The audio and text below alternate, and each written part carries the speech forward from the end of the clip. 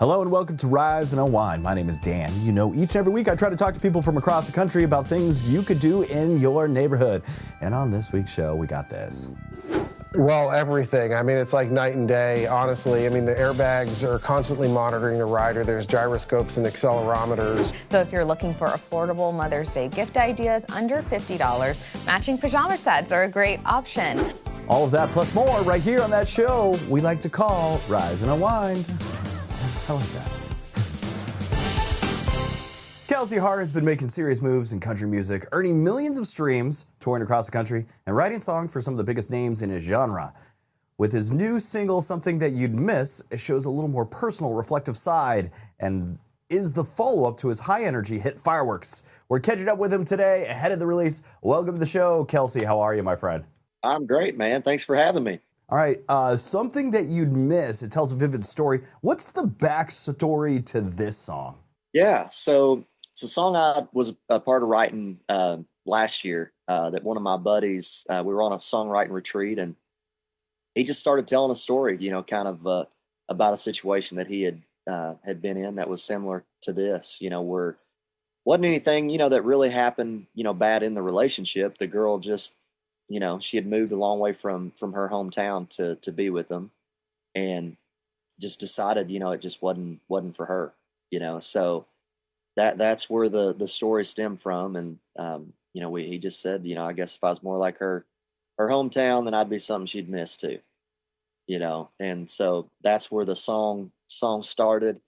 And yeah, you know, you hope that's something you never have to go through, but that's the reality for some folks. So, In your debut, Life With You, it really connected with some fans. How does fan feedback tend to influence the direction you take with new music? yeah, no, Life With You was certainly, you know, it's really cool getting to hear all the stories on that. And you know, I think anytime we step into a room, you're hoping to write something that people can, you know, can hang on to and kind of put to their life. And you know, we're not just telling our own stories. You know, we're trying to, every time we're writing songs, you know, we're trying to help tell other people's stories. So that's the goal every time. And I always like to ask musicians and artists about their influences. And it's not the same way about like, hey, who are your favorite influences? Outside of the music genre, what type of other art or artists, could be actors, writers, authors, filmmakers, what other artists out there kind of inspire you and your work when you go in to write music? Oh man, you know, as far outside of the music business, I mean, if I'm the first person that came to mind was Will Ferrell. And I just think of, you know, a guy like him, you know, is, you know, the comedian, the, you know, funny guy, like not taking life so serious all the time. You know, I think that's just a good approach to have, you know. So I think the lightheartedness of a guy like him, you know, is crucial. And you've written for other artists as well. What is different about creating music for yourself versus writing for somebody else? Yeah, I mean, we're always, you know, kind of trying to write in the direction of what I'm doing because I don't have a ton of time to write anymore. But it also just, you know, at the end of the day, we can't record every single song that we're part of writing. So we'll just kind of break them down and see what we think, you know, could possibly work well for another artist. And so I don't know if I think a ton about the, you know, the differences of it. It's more of, you know, kind of writing in my direction and then taking it and seeing what we can do. So where does inspiration strike most when you're like writing new music? Are you like in the shower and realize, hey, I've been humming this little song, or out on tour with a guitar strumming around? What do you think? Yeah, you know, I think it just kind of comes from just daily life. And sometimes, you know, just hearing somebody say something, it can really even come from a conversation, the way somebody says something, or, you know, you can pull titles and ideas from anything, you know. And probably my favorite way to write a song is just going in to the room with a good idea, you know, something that we can really, you know, write around. So. And you've been out touring. Is there a recent moment or some like fan connection or anything that when you're on stage that kind of stuck with you lately? You know, it's every night, you know, it's kind of the same with Life With You. After we'll play Life With You as our last song, or one of our last songs, and then we'll do the meet and greets at the end of the night.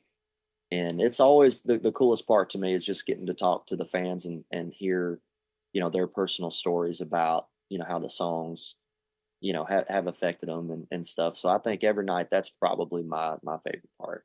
Kelsey Hart's new single, Something That You'd Miss. Find it on all streaming platforms and get some of his tour info over at kelseyhart.com. Hey, Kelsey, thanks for joining me this morning. Hey, thanks for having me, buddy. Appreciate you. Riding a motorcycle always comes with risk, but the gear riders use today is a lot different than it used to be. We're seeing everything from smarter helmets to wearable airbags designed to reduce serious injuries. And for some riders, that technology is the reason why they're still here. So joining us today is Stevan Popovich from Cycle Gear and Guilherme Ortigosa, who's here to share his story. Good to have you two here. How are you? Great. Thank you for having us. Okay, with Motorcycle Safety Awareness Month here, what are some of the key safety tips riders should keep in mind? And what is the Airbag Safe campaign all about? Thank you for having us again. There's three things we like to talk about at Cycle Gear. One, be present. Anytime you step on a motorcycle, be ready to ride, be in the right mindset. Two, be protected from head to toe. The gear afforded to riders today, as you mentioned, is far more impactful and safe than it was 10, 15 years ago. And three, I think for everybody listening or watching, follow the rules of the road. I think we could all slow down a little, be a little bit more present out there on the road. This is the third year of our Airbag Safe campaign, national safety campaign, really just to spread the awareness of the advancements of technologies with wearable airbags for motorcycle riders. They reduce impact by 95% upon in the event of a crash. And I think a lot of friends, family, and loved ones aren't aware of this, nor motorcycle riders. So for us, we have 165 stores around the country. We want to keep people riding motorcycles, and we want to keep them safe. And the Airbag Safe campaign is really the impetus of spreading that word to the larger motorcycle community. And Guilherme, can you walk us through your crash and how the airbag jacket made a difference in that moment? Yeah, of course. So it was a Friday night. Me and my friends were about to go get some food after work. As we're going down this road, we are approaching an intersection where at the corner of my eye, I seen a car blow through a stop sign. When that happened, I attempted to swerve my bike out of the way. Unfortunately, I wasn't fast enough to accomplish that. So the car ended up T-boning me, where I got flung out of my motorcycle for about 15 to 20 feet, hitting my back and neck straight into a curb, where thankfully I was wearing my airbag and my helmet, which if it wasn't for those things, I don't think I would be able to be here today, talking to you guys and be able to still walk around and ride motorcycles. And Stevan, when you look at newer tech like airbag systems and advanced helmets, what's really changed in terms of rider protection? Well, everything. It's like night and day, honestly. The airbags are constantly monitoring the rider. There's gyroscopes and accelerometers, predictive. Right before Guilherme, milliseconds before he impacted with the car, the airbag sensed that he was about to have an accident and deployed, reducing the impact. He was hit at 21 Gs, which is a substantial on the vehicle, and then another 20 when he landed. And I think that level of technology, similar to what we see in cars, is truly saving lives. And, Guilherme is testament to that. And additionally, with helmets, not only the outer shells and the inner foams continue to develop, but we partner with a company called MIPS, which is a slip plane technology within the internals of the helmet, which reduces the rotational impact for the rider, reducing the chance of concussion. So from soup to nuts, from your head to your toes, the technology continues to advance and improve rider safety. And for someone that's getting ready to ride this season, what are the must-have pieces for safety gear that they shouldn't be skipping? Yeah, well, we say prepare for the slide, not the ride. It's easy when it's hot outside to want to show up in shorts and flip-flops, especially in your area. But, head-to-toe gear, everything, pants, jackets, boots, gloves, helmets. Everything is designed to withstand abrasion. So if you were to slide on the concrete, Kevlar reinforced product to be able to increase the abrasion resistance, impact reduction with elbow, knee, shoulder guards, and obviously airbags and helmets are a key component to that. And be ready to ride. Pay attention, follow the rules of the road. We're just here to promote motorcycle safety and keep everybody out there riding all year long safe. And do you have any words for somebody that's about to hit the field this season? Oh, yeah, 100%. I think that, if you already don't have an airbag, I highly, highly recommend one. I personally nowadays do not get out of my house without mine. All my friends have it. Everybody that works in the store that I work at has it. I think it's such an important piece of gear nowadays that is just as important having your helmet. It's just such a great thing to have, especially with how much it has been advanced compared to older models and just in recent years. All right, you two, where can people go if they want to learn more about this gear or maybe the campaign? Yeah, you can go to cyclegear.com/airbags. You could visit one of our 165 locations around the country. We'd love to have you come in the store and teach you about it, try one on, and understand how you can be out there riding safer this year. Stevan, Guilherme, I want to thank you two for joining me today. Thank you so much for having us. Mother's Day is coming up, and every year it turns into the same question. How do you find something that actually feels thoughtful without doing that thing where we overthink it? There's a shift right now towards gifts that are practical but still feel personal.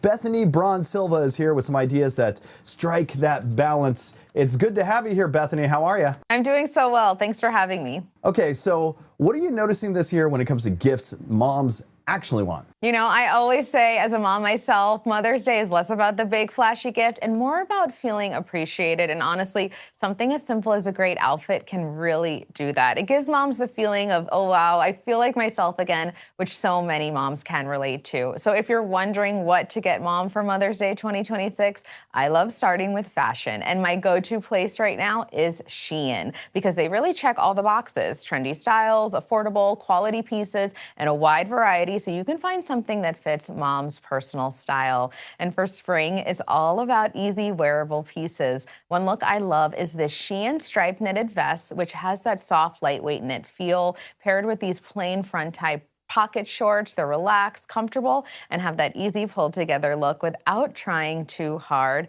And linen is a huge trend right now. And the Shein linen loose long sleeve and short set is breathable and flowy, perfect for warmer days. And for something a little bit more elevated, this linen style wide leg trouser paired with this elegant short sleeve knit sweater creates that really chic, relaxed silhouette moms can wear anywhere. And for people that are trying to stay practical, do you have a gift idea that kind of keeps it under $50? Yeah, I'm going to say something every mom will understand, and that's never underestimate the power of good pajamas, because those moments at the end of the day when everything finally slows down are so important, and having something that feels comfortable but also a little elevated just makes that time feel more special. So if you're looking for affordable Mother's Day gift ideas under $50, matching pajama sets are a great option. And this Shein striped lapel pajama set has that classic button-down style, super soft fabric, and feels really polished, even though it's incredibly comfortable. And the Shein plaid print top and shorts pajama set is perfect for warmer nights. It's lightweight, breathable, and still feels put together. And what I love about these pieces is that they're practical, but they also feel thoughtful. You're not just handing mom a pair of pajamas, you're really telling her you deserve to relax and feel good while doing it. And you just mentioned elevating a gift. What does that look like in like a simple way? Yeah, accessories are one of my favorite ways to elevate a gift because they instantly complete a look. And for spring and summer, I love woven textures. This Shein round handle woven straw beach bag has that structured, polished feel. They also have a large straw shoulder bag that's more relaxed and perfect for everyday use. And you can pair those with this colorful woven bucket hat, which adds a fun pop, and these chocolate brown square toe flip-flops. They're simple but really versatile. I would also check out jewelry on Shein. This layered necklace in yellow gold gives an effortlessly layered look, and this yellow gold pendant necklace is more classic and timeless. And then for those smaller finishing touches, I suggest checking out this classic elegant glasses set and these glossy brown leopard print hair clips because they're fun, affordable, and really pull everything together. Bethany Braun-Silva, I think you made some mothers happy this year. I want to thank you for joining us today. Thank you so much. You know, you can shop all of these Mother's Day looks at Shein.com or download the Shein app and search for Mom. It really is one of the most downloaded shopping apps and makes finding stylish, affordable gifts really easy. Thanks again for joining us today. It's National Infant Immunization Week, serving as an important reminder for families to review their child's vaccinations and have proactive discussions with their pediatricians before the focus shifts to summer plans, travel, and a busy fall schedule. Here to break it all down is Dr. Michael Milobsky, practicing pediatrician, influencer, and podcaster, with insights on why immunizations matter and how providers can help families navigate recommended vaccine schedules with confidence. Welcome, doctor. Great. Thank you. I'm excited to partner with GSK to talk about the benefits of childhood vaccines. All right, when we talk about pediatric vaccines, what are the main benefits people should understand? So no doubt you and your audience have been hearing about the rising cases of measles around the country. At latest count, I think at the beginning of April, there have been over 1,700 reported cases according to the CDC. So this is a great example of how following the recommended vaccine schedule can protect children from potentially harmful vaccine-preventable diseases, things like measles and whooping cough. Now, since we've had a unified vaccine schedule for the last 30 years, it's estimated we've prevented over 500 million cases of disease and over 1 million childhood deaths. Diseases like diphtheria, polio, rubella used to be commonplace and sometimes deadly and crippling. And these have decreased dramatically over the years. In fact, vaccines have been so effective in helping to protect against these diseases that most families I talk to have never even heard of them. So how do vaccines actually help protect children day to day? So vaccines, in its most simple explanation, help teach the immune system how to recognize and defend against specific germs. So they help build protection so that your child's body is prepared before they're exposed to a particular disease. We all know that children are exposed to thousands of germs every day through their interaction with other kids, through the surfaces they touch, the air that they breathe. And that's why I talk to all of my parents and all the families I work with about how vaccination can help strengthen their child's system and immunity against serious infections and life-threatening vaccine-preventable diseases. And for parents who still have questions about safety, how do you walk them through that? So I remind parents that our vaccine schedule is one of the most studied and scrutinized part of our health system, that vaccines have been extensively studied and are for both safety and efficacy and are constantly monitored. But like any medicine or treatment, vaccines can have side effects. Thankfully, for most healthy kids, those side effects are mild. Things like a fever, fatigue, body aches, some redness or soreness at the shot site. And for most children, the disease prevention benefits of vaccination far outweighs any potential side effect. And what can parents do to prepare for their child's next doctor visit? The Centers for Disease Control, the American Academy of Pediatrics both support on-time routine immunization and encourage parents and their providers to follow the recommended schedule and use those well-child visits with your child's pediatrician as an opportunity for open discussion. As a pediatrician myself, I can tell you that I welcome the opportunity to talk to parents about their questions. It is an important time to build rapport and to build trust around a topic that can feel very big. It's also important, though, to share with your pediatrician if your child's had any recent health changes, any allergies, any reactions to previous vaccine. And where can they go if they want more reliable information? The resource that I most often point our families towards is the American Academy of Pediatrics. Their website has extensive evidence-based, accessible information on the topic of vaccines. But we can all recognize that there's a lot of information online and it can feel overwhelming. And so your pediatrician is still your family's best, most trusted resource. Your pediatrician understands your child's individual health needs, can walk you through all the recommended vaccines at each age, and can answer your questions in a way that's specific to your child. So I remind parents that if you have questions about vaccines, ask your pediatrician first. Doctor, I want to thank you for joining me today. For having me.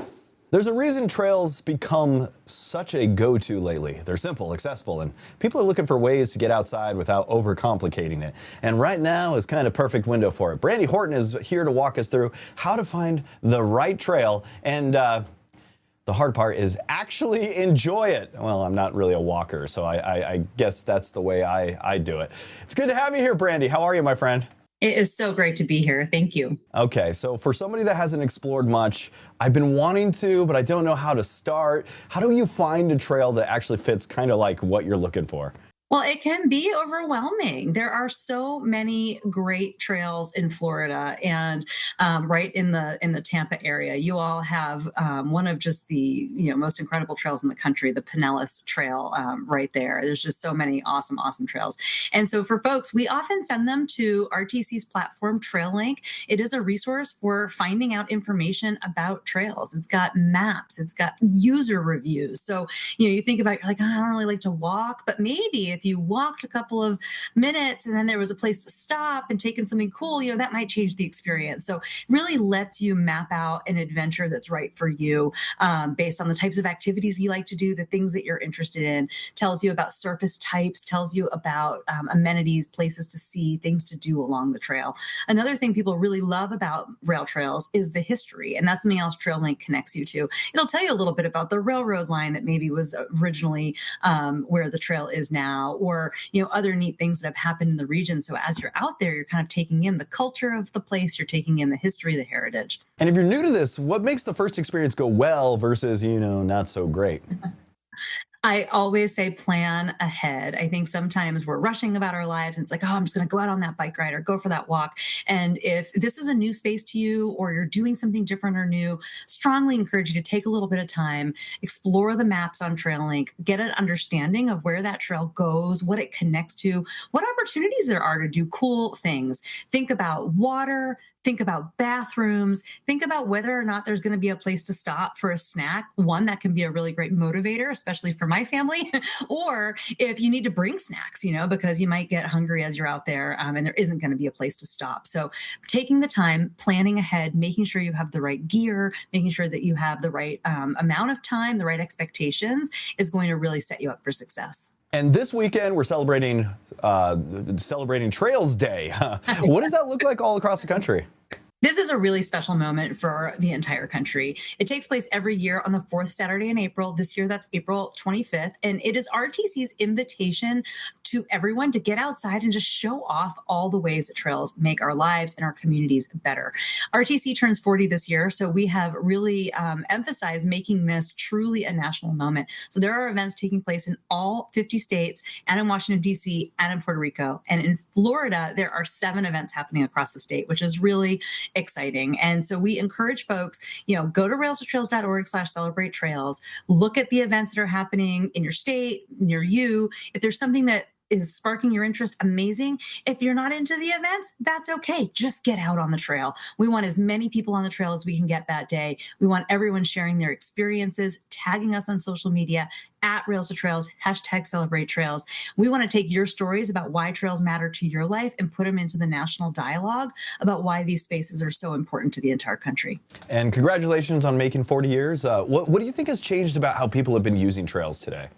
Now, in 1986, there were only a handful of trails on the ground across the country. It was just the kernel of an idea. And today, there's 42,500 miles of multi-use trails. These spaces are now turning into economic hubs, transportation routes, places that are really where we go to stretch our legs, move our bodies, build and connect with community. They have turned into really essential community assets. What started as a really fun idea, a way to protect railroad corridors in a lot of places, has turned into something that is transforming how people spend their time, how they live their lives, and how communities plan for the future. All right, so where can people go if they want to explore some more options?